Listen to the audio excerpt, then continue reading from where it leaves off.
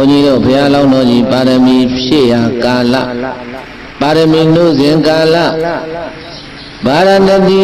ပြည်မှာအလွန်ဆင်းရဲတဲ့သူဆင်းရဲတယောက်ရှိဘူးတဲ့လဲလည်းမရှိနွားလည်းမရှိ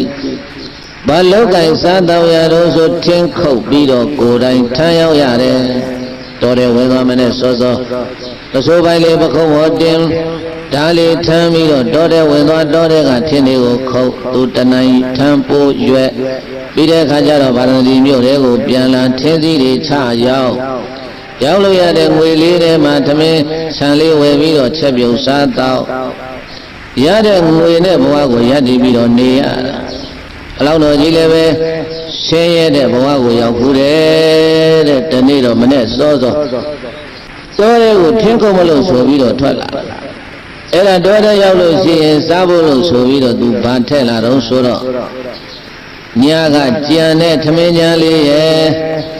ငပိလေးလက်မလောက်ရှိမယ်ထင်ပါတယ်အဲ့ဒီငပိပုံလေးရဲ့ငပြောပတ်လေးနဲ့ထုံပြီးတော့ပစိုးနွယ်လေးကိုဝဲလို့ဘေးတတ်တဲ့အင်ကြီးတော်မပါဘူးတဲ့ပစိုးအောင်လေးတစ်ထည်ပခုံးပေါ်တင်လို့ဓမ္မလေးခါကြထိုးပြီးတော့မနဲ့စောစောထွက်လာဒီထင်းခုတ်ပြီးလို့ရတဲ့ငွေနဲ့မှဆံဝယ်ရမယ်ဆံဝယ်ပြီးတော့မှထမင်းချက်ရမယ်ဆိုထမင်းကညာကကြံတဲ့ထမင်းကြံလေးထည့်လာ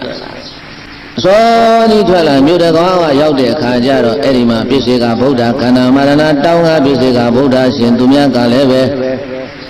ဗာရဏသီပြည်တွေကိုဆွမ်းခံဝင်မလို့ကြွတော်မူလာတာ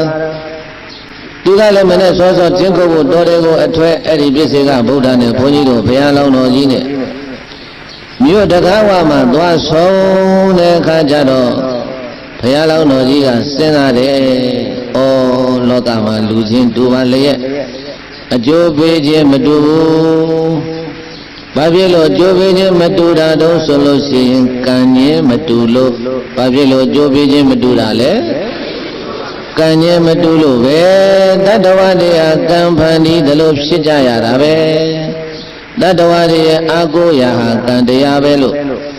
အဲ့ဒီလိုလောင်းတော်ကြီးစဉ်းစားမိပြီးတော့ပြည့်စေကဗုဒ္ဓရဲ့နိနာကိုသွားလို့လှုပ်ချင်မို့ရှိခိုးပြီးတော့လျှောက်ထားတယ်ရှင်ဗျာတဲ့ဘယ်ကိုကြွမှာလဲတခါလေငါဗာရဏသီမြို့လေးကိုဆုံးခံဖို့လို့ကြွလာတယ်ရှင်ဗျာဆုံးခံဖို့ကြွလာမယ်ဆိုရင်တပည့်တော်မှာပါလာတဲ့ဆွမ်းကိုတပည့်တော်ဟာတဏှာတော်အားဖြင့်အလိုခံတော်မူပါဗျာဆွမ်းကတော့ညကကြံတဲ့ထမင်းကြံတဲ့ဖြစ်နေလို့အေးဆက်နေပါတယ်ဗျာဟင်းကတော့ကောင်းပြီဆိုတဲ့ဟင်းတစ်ခုမှမပါပါဘူးဗျာငပိလေးလက်မလောင်လေးဖုတ်ပြီးတော့ထည့်လာ